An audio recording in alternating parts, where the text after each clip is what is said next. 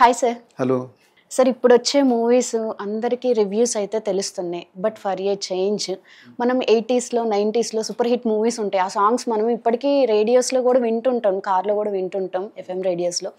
అలాంటి మ్యూజిక్ ఉన్న సాంగ్స్ ఏ మూవీస్లో అనే ఎగ్జైట్మెంట్ కూడా ఉంటుంది చాలామందికి. చాలా మూవీస్ చూసుంటారు పాతవి కూడా, కానీ చూసిన వాళ్ళకి కూడా అదొక ఇంట్రెస్ట్ అనేది ఉంటుంది, ఆ మూవీ రివ్యూ ఎలా ఉంటుందో తెలుసుకోవాలని. సో దాని గురించి మనం రివ్యూ చేద్దాం సార్. యా మనము ఏదైనా మ్యూజికల్ ప్రోగ్రామ్ ఉంటే జనరల్గా 80స్లో ఇళయరాజా సాంగ్స్ అన్నీ కూడా చాలా పాపులర్ ఉంటాయి. ఆ సినిమాలు అంటే చాలా మంచి సినిమాలు వచ్చాయి. సినిమా ఇండస్ట్రీ గతిని మార్చే సినిమాలు కూడా వచ్చాయి అన్నమాట ఆ టైమ్స్లో. పర్టికులర్గా ఎర్లీ 1980స్లో ఏమైందంటే, అంతకుముందు అంతా ఏదో కుటుంబ కథా చిత్రాలు లేకపోతే రివెంజ్ డ్రామాస్ స్టూడియోస్లో తీసే సినిమాలే ఉండేవి. సో దెన్ ఒక కొత్త ఒరవడి వచ్చింది. అండ్ ఇళయరాజా రంగప్రవేశంతో ఆ సినిమాలు ఎన్నో సినిమాల్ని ఆయన మ్యూజిక్ నిలబెట్టింది.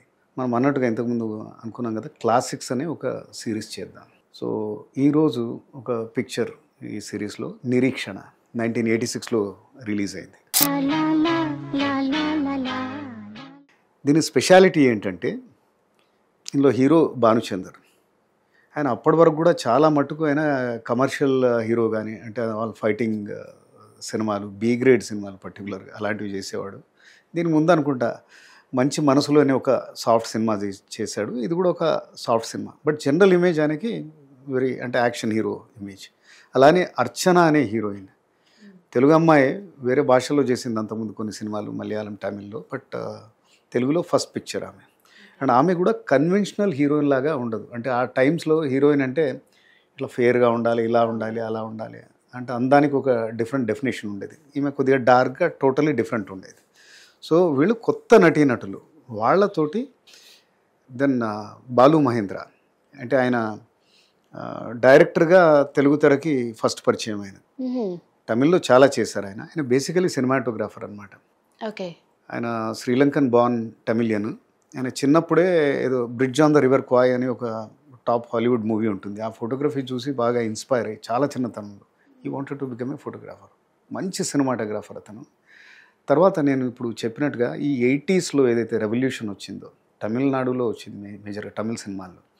Bharati Raja, then Ilaiyaraaja, then Balu Mahendra, Mahendran, then Bhagyaraja to certain extent. అంటే వీళ్ళందరూ కూడా సినిమాని స్టూడియోలోంచి అవుట్డోర్కి తీసుకెళ్లారు. ఇప్పుడు ఫోటోగ్రఫీ అంటే జనరల్గా అవుట్డోర్లోనే మీ పనితనం అంతా చూపించవచ్చు అనమాట. ఈయన వండర్ఫుల్ సినిమాలు తీశారు. ఈయన ముండ్రుం పిరై అని చాలా ఫేమస్, అది వసంత కోకిల అని తెలుగులో వచ్చింది, సద్మా అని హిందీలో వచ్చింది. ఫోటోగ్రాఫర్గా కూడా విల్ బి సర్ప్రైజ్డ్, ఆయన శంకరాభరణం కూడా ఫోటోగ్రఫీ ఆయనే అనమాట. ఓకే. అండ్ ఈ సినిమాకి టాప్ టెక్నీషియన్స్ పనిచేశారు. జంధ్యాల మాటలు రాశారు, ఆత్రేయ గారు పాటలు రాశారు, ఇళయరాజా అయితే మ్యూజిక్ ఇచ్చారు. బట్ ఇంతమంది కొత్త వాళ్ళతోటి ఒక సినిమా తీయడం అనేది మటుకు పెద్ద సాహసమే ఆ రోజుల్లో. Yes sir. అసలు ఈ సినిమా స్టోరీ ఏంటి సార్? స్టోరీ అంటే 2 లైన్ స్టోరీయే. ఓకే. కానీ అది తీయడంలో ఆ గొప్పతనం అన్నమాట. భానుచందర్ ఒక ఫారెస్ట్ ఆఫీసర్ ఉంటాడు, ఒక ట్రైబల్ అమ్మాయితోటి ప్రేమలో పడతాడు. అంతా బాగానే ఉందని అనుకున్న టైంలో ఏమవుతుందంటే, ఈయనను పొరపాటుగా నక్సలైట్ అనుకొని పోలీసులు అరెస్ట్ చేస్తారు. సో అరెస్ట్ చేసి జైలుకి వెళ్ళే టైంలోనో ఏంటో ఆయనకు అనుకోకుండా ఒక ఫైటింగ్ లాంటిది ఒక సిచ్యువేషన్ ఏర్పడుతుంది. అనుకోకుండా ఒక పోలీస్ ఈయన చేతిలో చనిపోతాడు. సో ఆయన శిక్ష ఇంకా చాలా ఏళ్ళకు పడిపోతుంది అన్నమాట. సో హీరోయిన్ ఆయన కోసం వెయిట్ చేస్తుంది. సో అదే నిరీక్షణ అంటే వెయిటింగ్. నిరీక్షణ, హీరోయిన్ వెయిట్ చేస్తుందా చెయ్యదా అంటే వీళ్ళిద్దరి మధ్యలో ఉండే ఆ మానసిక సంఘర్షణ. ఆ సినిమాని ఒక పోయిటరీ అనొచ్చు అనమాట లిటరల్గా.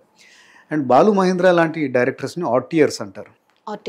అంటే సినిమా వాళ్ళని చాలా ఫేమస్ డైరెక్టర్స్ ఎవరైతే ఉంటారో, అంటే చాలా రంగాల్లో ప్రవేశం, ఫోటోగ్రఫీ దీంట్లో అంటే వాళ్ళ స్కిల్ ఎలా ఉంటుందంటే, వాళ్ళ కథ రాయకుండానే మొత్తం అతనే అని అనుకుంటారు అనమాట. అలాంటి వాళ్ళని ఆర్టియర్స్ అంటారు. ఈయన is one of the few of them.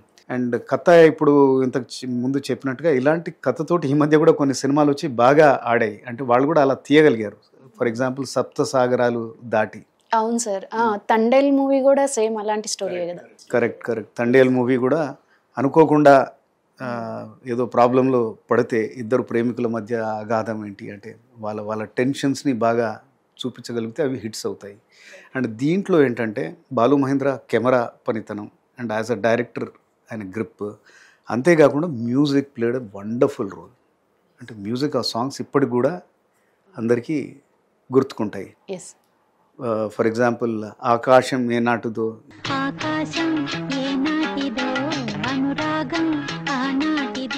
ఈరోజు కూడా అందరూ అంటే ఏ ఆర్కెస్ట్రా అయినా కానీ అందులో ఈ పాట ఒకటి వచ్చేస్తుంది అనమాట, యమునా తీరే.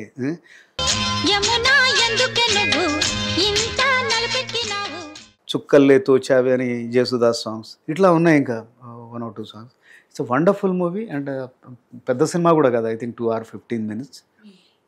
యూట్యూబ్లోనూ ఏదైనా ఛానల్లో ఉండొచ్చు, తప్పకుండా చూడాల్సిన సినిమా. అంటే మూవీ లవర్స్ అందరు కూడా. For Balu Mahendra his photography and Ilaiyaraaja's music and performances by all the artist. Yes, right. Thank you sir.